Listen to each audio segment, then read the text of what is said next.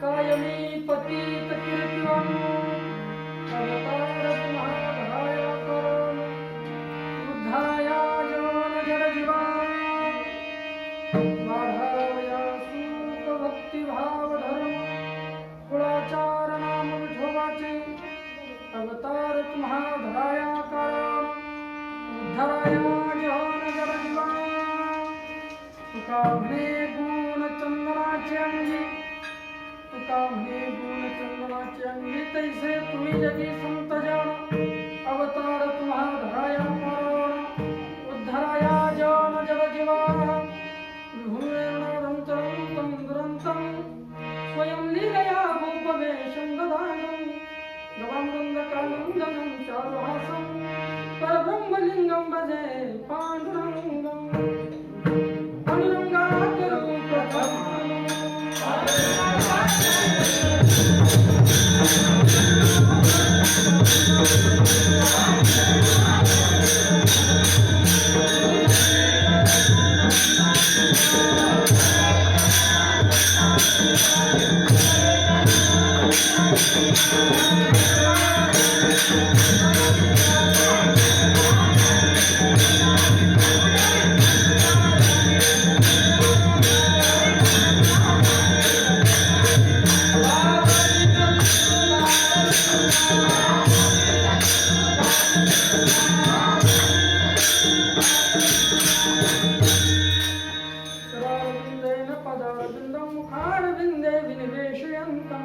वटस्य पत्रस्य पुटे शयानं बालं मुकुन्दं मनसा स्मरामि प्रथमदरस गुरुचरणके दुजय देव प्रणाम गुरुवर जप कृपा करे देव करे कल्याणाची क्रिया स्मरण होय सर्वज्ञांचे अधिकार तेच वंदू श्री चरण श्री गुरूंचे ते नमस्कारोने आता तुम्ही संत माय बाप कृपावंत कायमी पतित कीर्तिवानू अवतार तुम्हा धराया कारण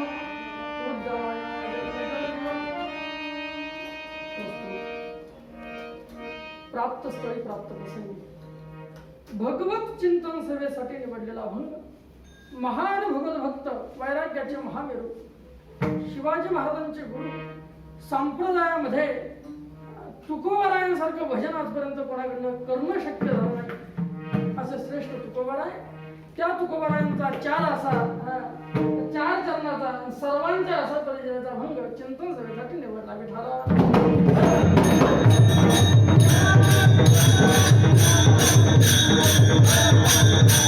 या अभंगामध्ये जगद्गुरु तुकोबाराय संतांचं जे मोठेपण आहे संतांचं जे महत्व आहे संतांची जी आघातता आहे संतांची जी विशालता आहे ती प्रतिपादित करते वास्तविक पाहता जगामध्ये संतांपेक्षा मोठं दुसरं कोणीच नाही म्हणजे देवही मोठा नाही नामदेवरायांना विचारलं का हो मोठं कोण नामदेवराचं उत्तर दिलं कलियुगामध्ये तरी साधू शिवाय मोठं कोणीच नाही नामदेवराय ते वाक्य तीनदा म्हणताय साधू थोर जाणा साधू थोर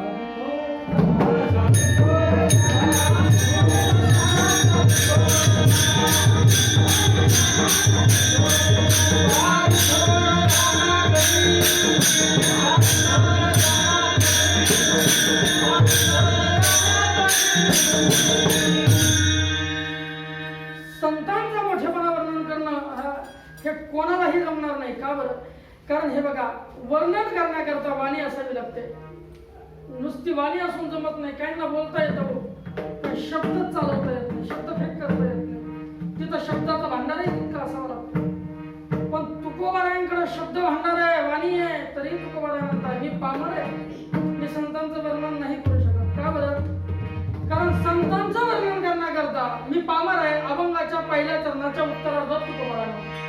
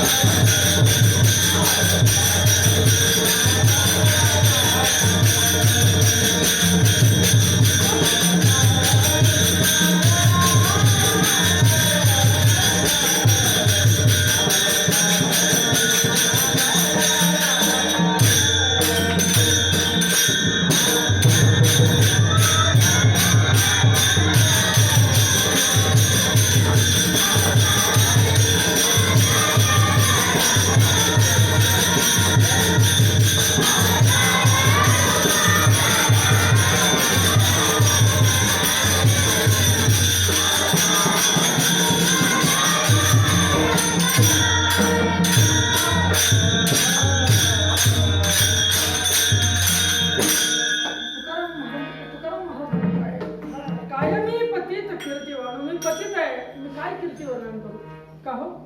तुकोबरायांना काही तो विचार, तुकोबराय तुम्ही पतित आहे म्हणताय, का बरं स्वतःला पतित म्हणताय? अहो पतित कोणाला म्हणावं? पतित म्हणजे ज्याच्याकडे काहीच नाही, जो पामर आहे त्याला पतित म्हणावं. तुकोबराय तुम्ही तर काही ठिकाणी म्हणतात आम्ही म्हणजे कोण आहे? वेदाचा तो अर्थ आमासीच ठावा, म्हणजे विद्वत्तेच्या बाबतीत संपूर्ण वेदाचा अर्थ तुम्ही म्हणताय तो फक्त आम्हाला ठाऊक आहे. तुकोबराय वर्णन करण्याकरता वाणी लागते, वाणी तुमच्याकडे आहे. वर्णन करण्याकरता शब्द असावे लागतात. तुकोबराय तुम्ही एका ठिकाणी म्हणतात आमच्याकडं आम्हा घरी शब्दाची जरत नाही, इतकं धन आहे तुमच्याकडे, शब्दरूपी धन तुमच्याकडे आहे. तुकोबराय जर शब्दही आहेत तुमच्याकडे वाणी आहे, मग तुम्ही वर्णन करण्याकरता असमर्थ कसे अशी शब्द. आणि बोलू एका शाळेमध्ये वक्तृत्व स्पर्धा आयोजित करण्यात आली होती.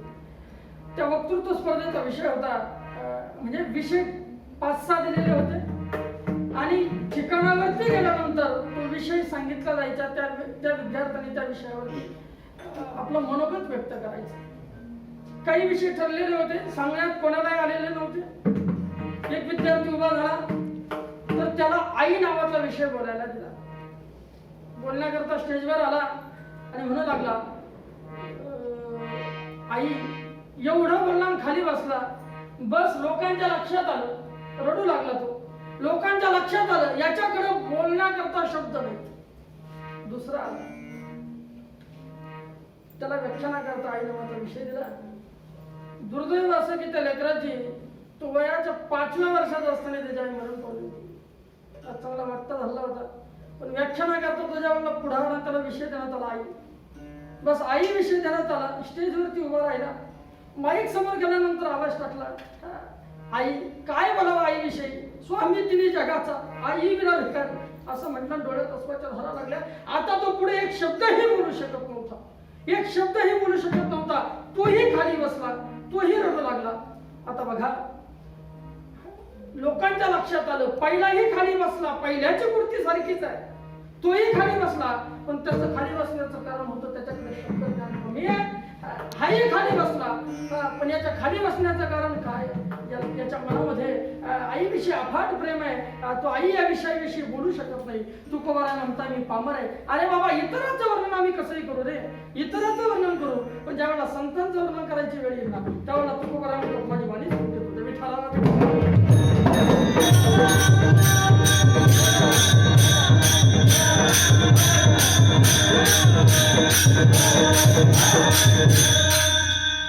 मग कहो, तुकोबारांना परत विचारावं, तुकोबाराय वर्णन करता येणार नाही ना तुम्हाला?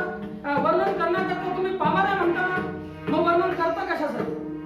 जर वर्णन करायला तुम्ही पामारे तुम्हाला माहित आहे, मग वर्णन करायचं कशाला? हार काय बोलावं? एखादा सप्त्याचं आयोजन करण्याकरता एखाद्या माणसाने आयोजन करण्याचा विचार करावा. आम्ही सप्ताह करणार आहे बाबा, सप्ताह करण्याकरता किमान 50-60 हजार रुपये जवळ असावे लागतात. त्याला माहित आहे आपल्याजवळ तर रुपया नाही, आपण कंगालपती आहोत नाही का. उलट आपल्यावरती जगाचं ऋण आहे, जगाकडनं आपण अजूनपर्यंत घेतलेले पैसे परत केले नाही. मग आपण सप्ताह कसा करू शकतो? त्याला माहित नाही. आणि त्याने जर ते करायचा प्रयत्न केला तर त्याचा हसू झाल्याशिवाय राहणार नाही. तुकोबारांना वाटतं संतांचं वर्णन जर मी केलं तर संतांचं वर्णन करत असताना कदाचित संतांच्या वर्णनामध्ये माझ्याकडनं काही त्रुटी राहतील, पण ज्ञानोबरायांच्या ज्ञानेश्वरीमध्ये तुकोबरायांना एक पुरावा दिसला. तो पुरावा असा आहे का विश्व प्रगटती आगमस्ती काय हात विनेन की जारती का चुळोदके अपापती अर्घोने दिजय. विश्वाला प्रगटित करण्याची ताकद ज्या सूर्यामध्ये, जो सूर्य उजाडल्यानंतर संपूर्ण विश्व प्रकाशित होतं, ज्या सूर्यामध्ये, ज्या सूर्याच्या तेजाने अख्खं जग हे प्रकाशमय दिसू लागतं, त्या सूर्याची आरती काडवातीने केली जात नाही का? डालड्याच्या वातीने त्या सूर्याची आरती करू नये का? ती जशी करावी. किंवा समुद्रात गेल्यानंतर, समुद्रात सगळ्या नद्या एकत्र चालल्या असतात, समुद्रात स्नान केल्यानंतर सगळ्या नद्याचं स्नान होतं. मग आंघोळ केल्यानंतर अर्घ्य देण्याची पद्धत आहे, आपल्या पितरांच्या नावाने अर्घ्य देत असतात नाही का? तो अर्घ्य देण्याची पद्धत आहे. मग समुद्रामध्ये इतकं सारं पाणी असताना त्याच्यातलंच पाणी घेऊन त्याला अर्घ्य देऊ नये का? का चुळोदके अपापती अर्घोने दिजय. ज्याप्रमाणे सगळ्या जगाला प्रकाशित करण्याची ताकद सूर्यात असली तरी त्याला काडवातीने ववाळावं, ज्याप्रमाणे सगळ्या जगाला पुरेल इतकं पाणी समुद्रात असलं तरी सुद्धा त्याच्यातलंच पाणी घेऊन त्याला अर्पण करावं, त्या पद्धतीने तुकोबराय म्हणताय संतांचं वर्णन करता येणं शक्य नसलं तरी सुद्धा संतांचं वर्णन करावं. विठ्ठला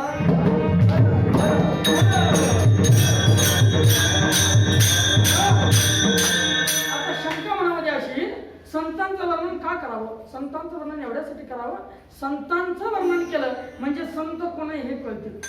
संत कोण आहे हे कळतील कशासाठी?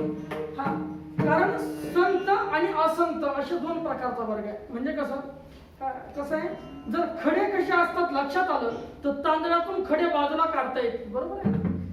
त्याकरता तांदूळ आणि खड्यातला फरक कळला पाहिजे. संत कोण आहे हे कळले की असंत कोण आहे हे बरोबर लक्षात येतं. म्हणजे संत आहेत आणि अजून त्यांच्याच बरोबरनी काही असंत पण आहेत का? तर आहेत. कशासाठी ते असंत झाले? असंत म्हणजे काय? त्यांनी संतत्वाचं पांघरून घेतलं. वास्तविक संत ते नाही, संतत्वाचं पांघरून घेतलं. म्हणजे काय केलं? वरी भगवा झाला नामे अंतरी वचने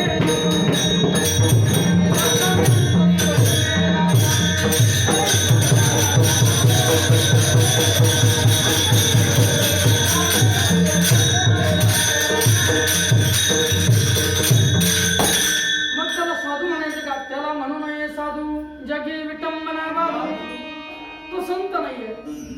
मग आता हे संत कशासाठी झालेले? पोटासाठी संत झाले कलित बहुत. आपले पोट भरण्याकरता लोक संत झालेले नाही का? पण एक बोलू, संतांचं आवरण घेणं वेगळं आणि संत होणं वेगळं. संतांसारखं बनणं हा बाहिरंग परमार्थातला विषय आणि संतच होणं हा अंतरंगाचा विषय.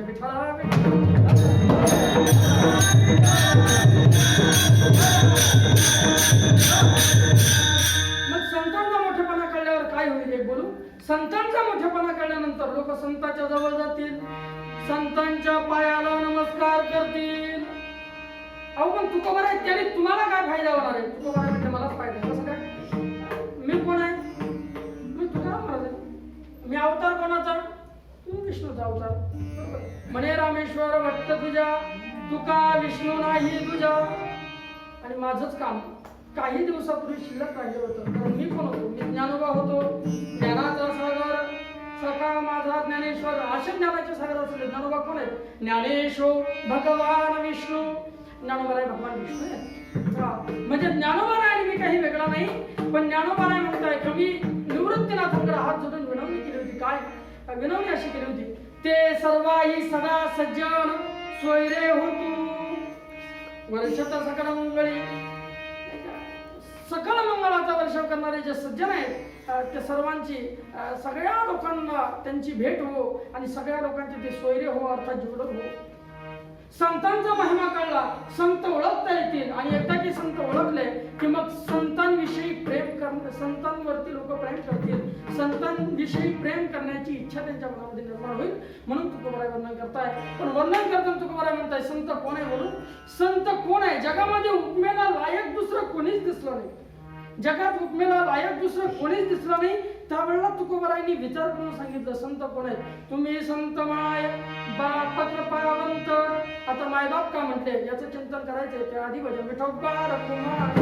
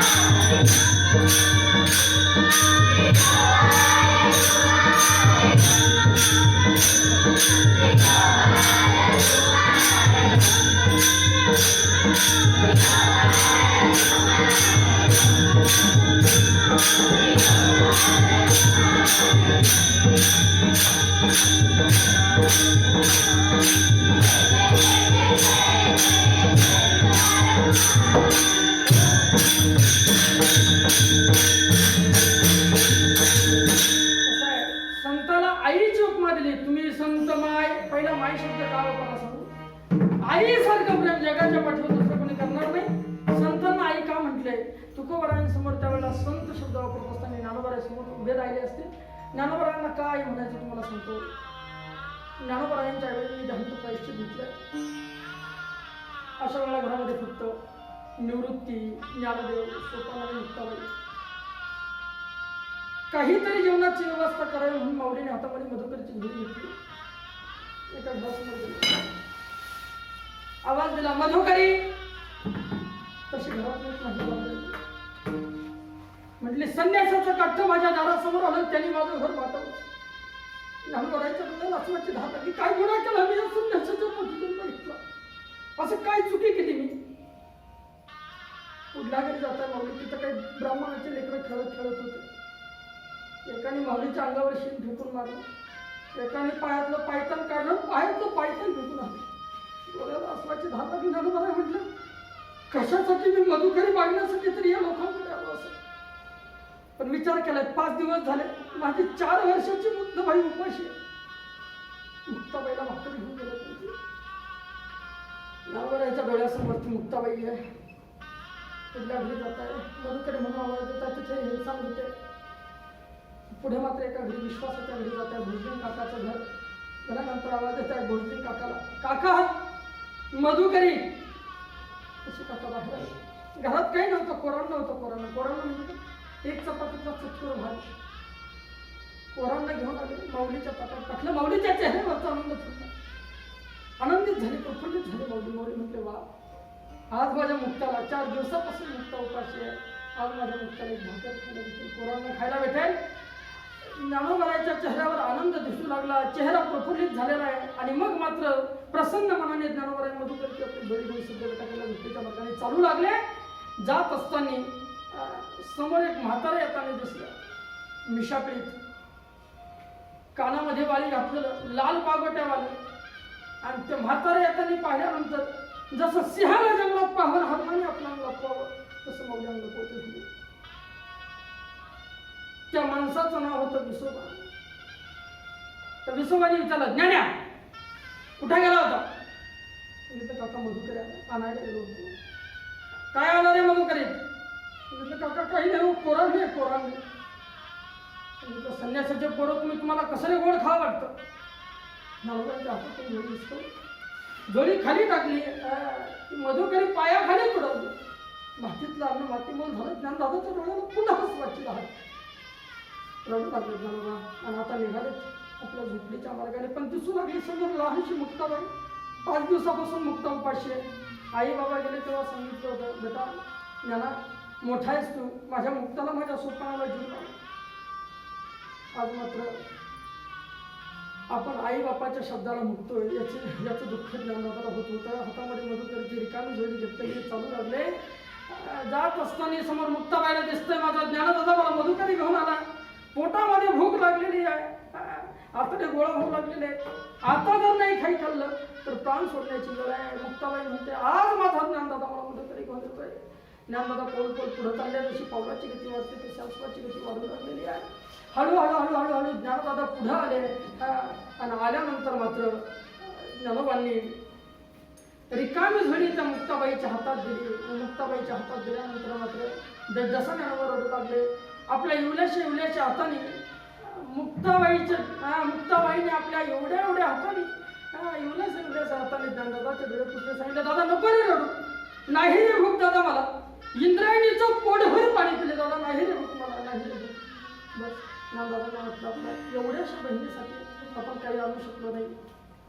मग आपल्या टाकीमध्ये गेले, खोलीमध्ये गेले, खोली लावली, टाकी बंद केली आणि मग मात्र रडू लागले, जसा रडू लागले. टाकी उघडायचं नाही असा संकल्प केला. आता दिसू नये जनाईशी करे नारायणा, असं काही मागणी देवाकडे करू लागले. त्यावेळेला लहानशी ती मुक्ताबाई ताटीच्या अभंगातून ज्ञानदादांना बोध करताना म्हणते, दादा योगी कसा असतो, योगी मनाने पावन असतो. जगाने जरी योगी पावन मना,